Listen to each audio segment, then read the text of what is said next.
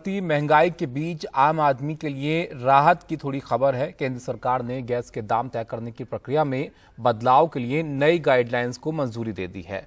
कल से इस प्रक्रिया में बदलाव किया जाएगा और इसके लागू होने से देश में अब पीएनजी के दाम 10% और सीएनजी के दाम 6 से 9% कम हो जाएंगे। इसके हिसाब से दिल्ली में सीएनजी के दाम 79 रुपये 56 पैसे से घटकर 73 रुपये 59 पैसे हो सकते हैं और वहीं पीएनजी के दाम आप देखिए तो 53 रुपये 59 पैसे से 47 रुपये 59 पैसे ये हो सकते हैं। तो थोड़ी राहत अब यहाँ पर सीएनजी और पीएनजी के दामों में आपको मिल सकती है।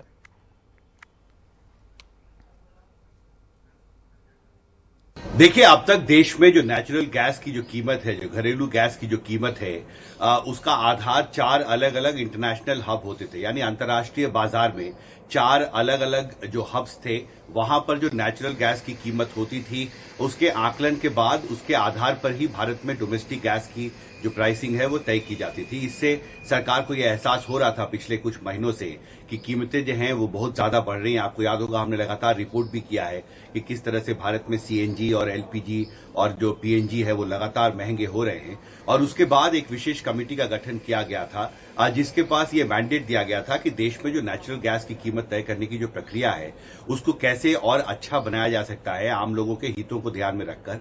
और उस कमेटी की सिफारिश के आधार पर उसकी समीक्षा के बाद कल कैबिनेट ने तय किया है कि अब तक जो 4 अलग अलग इंटरनेशनल हब्स पर जो नेचुरल गैस की कीमत होती थी, उसके आधार पर जिस तरह से कीमतें भारत में तय की जाती थी, उसकी जगह अब एक नई प्रक्रिया शुरू की जाएगी और उसके लिए नोटिफिकेशन आज ही पेट्रोलियम मंत्रालय की तरफ से जारी होने वाला है। और अब यह तय किया गया है कि इंटरनेशनल मार्केट में, अंतर्राष्ट्रीय बाजार में जो इंडियन क्रूड ऑयल बास्केट की जो कीमत होती है उसका 10% जो है अब वो उस रेट पर भारत में नेचुरल गैस की कीमत तय की जाएगी। और इसका सीधा असर ये होगा कि जो इनपुट कॉस्ट है नेचुरल गैस का, जो हमारी बड़ी जो कंपनियां हैं जो पीएनजी और सीएनजी बनाती हैं, उनका इनपुट कॉस्ट घटेगा और इसका सीधा फायदा जो है उपभोक्ताओं को मिलेगा।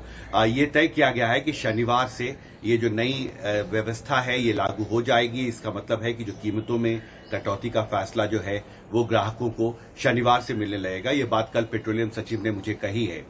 ये भी साथ में महत्वपूर्ण है कि सरकार अब इस पूरे इंडस्ट्री को, देखिए जब आप नेचुरल गैस की कीमत में बदलाव करते हैं तो उसका सीधा असर जो भी नेचुरल गैस से बनने वाले प्रोडक्ट है उस पर पड़ेगा। एक बात ये भी कहेगी कि किसानों को भी इसका फायदा होगा, क्योंकि फर्टिलाइजर्स को तैयार करने में, के प्रोडक्शन में भी गैस का इस्तेमाल होता है। तो आप देखेंगे कि अलग अलग जो दूसरे प्रोडक्ट्स हैं जिनमें नेचुरल गैस से जो प्रोडक्ट्स बनते हैं, उन सब की कीमतों पर इसका असर पड़ेगा। लेकिन शुरुआत में पीएनजी और सीएनजी जो है वो शनिवार से सस्ती होंगी। एक और महत्वपूर्ण बात यह है कि पहले जो सरकार नेचुरल गैस की कीमत तय करती थी उसकी अवधि 6 महीने होती थी। एक रेट आता था जो 6 महीने तक देश में लागू रहता था। लेकिन अब यह तय किया गया है कि अंतर्राष्ट्रीय बाजार में कच्चे तेल की कीमतों को देखते हुए जो इंडियन क्रूड ऑयल बास्केट है उसकी जो मंथली एवरेज प्राइस होगी, यानी जो एक महीने में जो औसत कीमत होगी जिस रेट पर भारत कच्चे तेल का आयात करता है, उसका 10% जो है वो रेट होगा नेचुरल गैस का। और ये हर मंथली जो है, हर महीने इसको नोटिफाई किया जाएगा। तो पूरी व्यवस्था एक बड़ा आधारभूत बदलाव, देखिए ये एक बहुत बड़ा कदम है। आपको याद होगा जब पेट्रोल और डीजल को डीरेगुलेट किया गया था उस वक्त बहुत बड़ी बहस हुई थी और उस वक्त सब्सिडी घटाई गई थी। ये उस तर्ज पर वो उतना ही महत्वपूर्ण फैसला है जितना इससे पहले मनमोहन सरकार ने पेट्रोल को डीरेगुलेट किया था और बाद में मोदी सरकार के आने के बाद डीजल को डीरेगुलेट किया गया था। केंद्र सरकार ऑनलाइन गेमिंग के जरिए होने वाली सट्टेबाजी पर लगाम कसने जा रही है। आईटी राज्य मंत्री राजीव चंद्रशेखर ने कहा कि ऑनलाइन गेमिंग में सट्टेबाजी की इजाजत नहीं दी जाएगी। उन्होंने कहा कि एक नया सिस्टम लाया जा रहा है जो ये तय करेगा कि किस ऑनलाइन गेम को एसआरओ की ओर से अनुमति दी जा सकती है।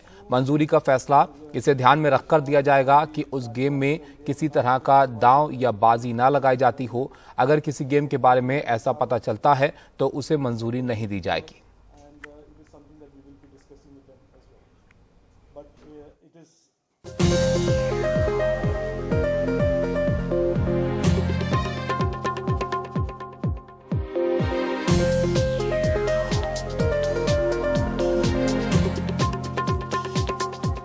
तेलंगाना बीजेपी के अध्यक्ष बंदी संजय कुमार को कल देर रात जमानत मिल गई है। 20,000 के 2 मुचलके पर संजय को जमानत दी गई है। कोर्ट ने संजय कुमार को ये भी ताकीद की है कि वो गवाहों को प्रभावित नहीं करेंगे और जांच में अपना पूरा सहयोग देंगे।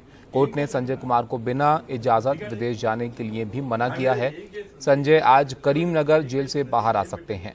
एसएससी परीक्षा पेपर लीक का केस में संजय कुमार को गिरफ्तार किया गया था। संजय की गिरफ्तारी पर सियासी बवाल भी यहां पर हुआ था।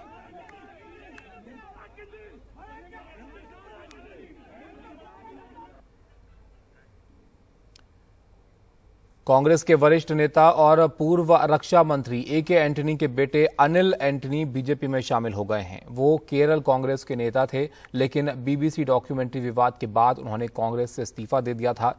एक औपचारिक कार्यक्रम में अनिल एंटनी का बीजेपी में केंद्रीय मंत्री पीयूष गोयल ने स्वागत किया। कांग्रेस के वरिष्ठ नेता ए.के. एंटनी ने अपने बेटे के बीजेपी में शामिल होने को गलत फैसला करार दिया।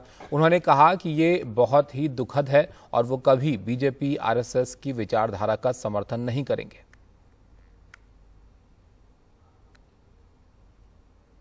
कांग्रेस के कई नेता और कार्यकर्ता मानते हैं कि उनका धर्म एक परिवार के लिए काम करना है, लेकिन मुझे लगता है कि मेरा धर्म इस राष्ट्र के लिए काम करना है।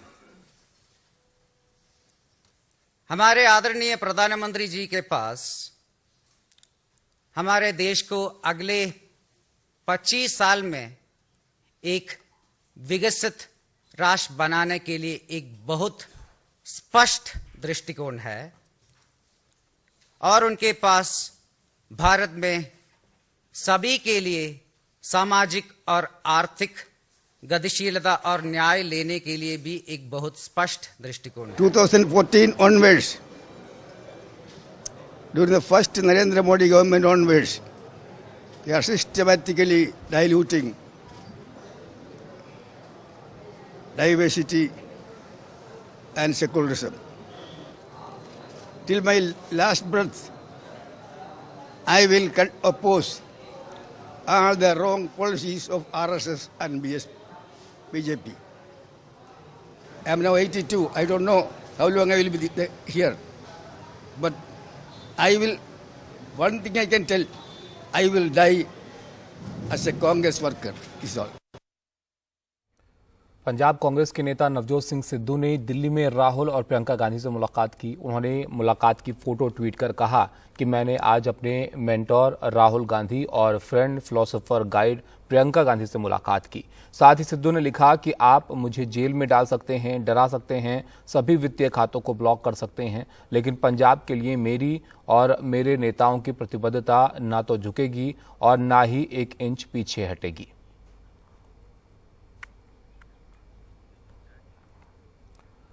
लोक जनशक्ति पार्टी रामविलास पासवान गुट के राष्ट्रीय अध्यक्ष चिराग पासवान ने कल कहा कि वो अपने पिता रामविलास पासवान के सपनों को पूरा करने में कोई कसर बाकी नहीं रखेंगे।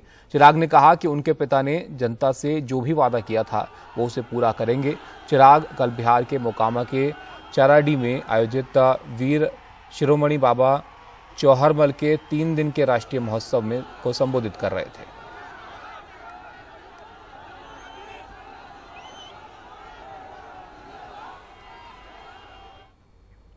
कल बीजेपी ने अपना 44वां स्थापना दिवस मनाया। इसी दिन 1980 में बीजेपी का गठन हुआ था और इस दौर में बीजेपी ने लोकसभा की 2 सीटों से लेकर 303 सीटों तक का सफर तय किया। इस मौके पर पीएम मोदी ने बीजेपी के कार्यकर्ताओं को संबोधित किया। इस दौरान उन्होंने कहा कि भारत हनुमान जी की तरह शक्तिशाली है, लेकिन 2014 से पहले उसे अपने सामर्थ्य का एहसास नहीं था। साथ ही उन्होंने कहा बीजेपी को 2024 में कोई नहीं हरा सकता। लोगों ने अभी से कहना शुरू कर दिया है कि 2024 में भाजपा को कोई नहीं हरा सकता।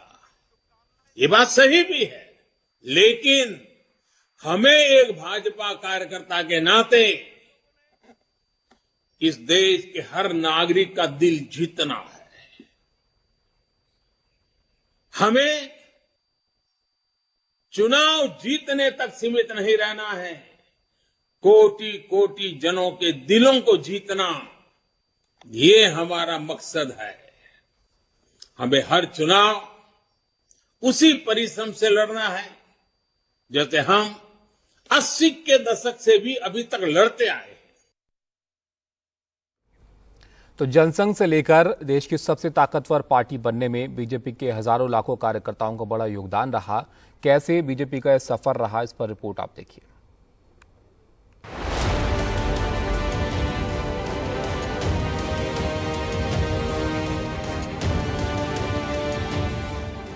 ये 1980 का साल था जब भारतीय जनता पार्टी वजूद में आई।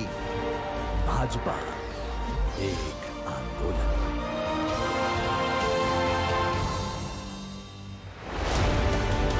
वो संघ और भारतीय जनसंघ की कोख से निकली थी। श्यामा प्रसाद मुखर्जी और दीनदयाल उपाध्याय के एकात्म मानववाद के बीच खड़ी हुई थी। लेकिन ये अटल बिहारी वाजपेयी और आडवाणी की जोड़ी थी जिसने ये नई बीजेपी गढ़ी।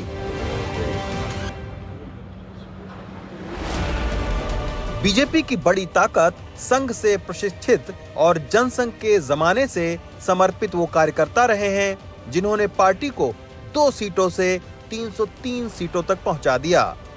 अपने 44वें स्थापना दिवस पर पार्टी ने ऐसे कई कार्यकर्ताओं को याद किया।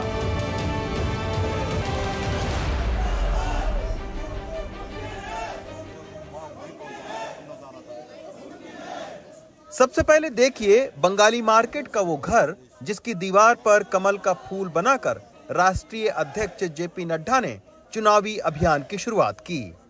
इसी घर से 60 के दशक में अटल बिहारी वाजपेयी ने जनसंघ के लिए प्रचार किया था। घर के मालिक डॉक्टर अनूप गुप्ता का बीजेपी से सीधा जुड़ाव नहीं है, लेकिन उनके पास उन दिनों की स्मृतियां हैं। अटल जी ने अपना जो कैरियर था, पॉलिटिकल कैरियर, वो हमारे यहाँ से शुरू किया था। अच्छा। हाँ, हमारे यहाँ रोज वो 5 घंटे बैठते थे। उनका घर भी यही था और दिनचर्या भी यही थी। अच्छा। हाँ, बड़ा अच्छा समय गुजरता था और बड़ी अच्छी अच्छी बातें वो कहते थे, कविताएं सुनाते थे। हाँ, हमारे अंकल जो थे उनका बड़ा मन लगता था उनसे, तो यहीं वो मंडली जमा के अपनी कविताएं सुनाते थे। और अटल जी के साथ उनका एक ड्राइवर आता था मूंछों वाला, शिव कुमार। हाँ जी, हाँ जी। अच्छा। तो बड़े पारिवारिक ताल्लुकात थे हमारे। वो टाइम देखा है कि घंटी मारते थे ना, तो बोलते थे ओए ओए ये कहाँ से आए, जनसंघ से। डॉक्टर अनूप गुप्ता के अलावा यहाँ हमें 72 साल के प्रमोद गुप्ता मिले। किसी वक्त जनसंघ के कार्यकर्ता रहे हैं, अब बीजेपी की जिला कार्यकारिणी में हैं। आज भले ही वो बीजेपी के बड़े नेताओं की कतार में नहीं हैं, लेकिन इसको लेकर कोई मलाल नहीं है। क्या एक्सपीरियंस रहा है और क्या अभी बीजेपी जो बनी है उसके बड़े नेताओं से आपका है राब्ता? देखो जी, जब हमें कोई जरूरत होती है तो कोई दिक्कत नहीं है मिलने में, मगर हमारी इच्छा ही नहीं होती कुछ करने की। भगवान ने सब कुछ दे रखा है, घर बार बच्चे पैसा सब मौत दे रखी है। हम तो धार्मिक लोग हैं बिल्कुल अच्छी तरीके से, तो हमें को बड़े नेता से मिलने में जरूरत है तो मिल जाएंगे। विजय गोयल जी मेरे घर के दुकान के बराबर में उनका ऑफिस है, घर के बराबर रहते हैं। आडवाणी जी की जब लड़े थे इलेक्शन, जम्मर जी मिल लेते थे उन्हें। देश विदेश में मौजूद लाखों जमीनी कार्यकर्ताओं ने गुरुवार को अपने अपने तरीके से बीजेपी को याद किया। ऐसे ही लक्ष्मी नगर से आई 65 साल की महिला सुषमा हैं। बड़े नेता मिले न मिले, लेकिन वो कहती हैं कि बीजेपी में रहने से वो खुश हैं। बड़े नेताओं से मुलाकात होती है कभी? अजी अगर हम चाहें, ऊपर वाले की कृपा से हो जाएगी। कार्यकर्ता बड़ा नेता है, हर एक कार्यकर्ता बहुत बढ़िया नेताजी है, क्योंकि मोदी है तो मुमकिन है। मेरे को क्या 25 साल हो गए। 25 साल हो गए? हाँ। अच्छा। मेजगिरी जी के टाइम से जुड़ी हुई हूँ मैं। हाँ। और उसके बाद में मेरे को इतना अच्छा लगा कि जितनी भी ये मेरी बहनें हैं, बेटियां हैं, बहुएं हैं, ये सब इतना अच्छा व्यवहार करती हैं मोदी जी की तरह से। तो मैं ये चाहती हूँ कि मैं कभी इस पार्टी को छोड़ूं नहीं। बीजेपी की सबसे बड़ी ताकत उसके विचारों से जुड़े ये जमीनी कार्यकर्ता हैं, जिनके मेहनत के दम पर देश भर में 20 से ज्यादा राज्यों और लोकसभा चुनाव में भारी बहुमत से जीत दर्ज की।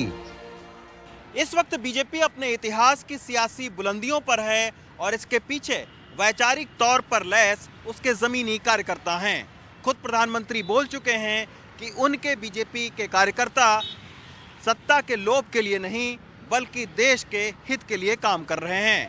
अब आने वाला वक्त बीजेपी की सियासी मजबूती उसके कार्यकर्ताओं की क्षमता पर काफी हद तक निर्भर करेगी। नई दिल्ली से सुधीश कुमार राम और अखिलेश शर्मा के साथ रवीश रंजन शुक्ला, एनडीटीवी इंडिया।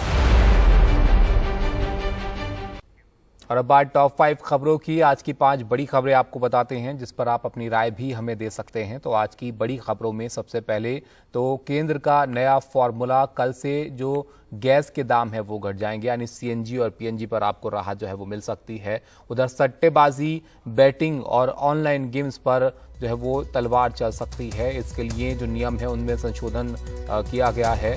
पंजाब में अकाल तख्त ने एक अहम बैठक बुलाई है। अमृतपाल पर चर्चा यहां पर संभव है। और एक खबर कोरोना को लेकर भी, कोरोना पर सरकार अलर्ट है। एक बार फिर से जो कोरोना के आंकड़े हैं वो डरा रहे हैं, इस पर भी नजर रहेगी। और मुंबई से भी एक बड़ी खबर है, यहाँ पर मलाड के अवैध फिल्म स्टूडियो पर हथौड़ा चलाने की तैयारी है। तो ये आज की 5 बड़ी खबरें हैं जिस पर आप अपनी राय भी हमें दे सकते हैं।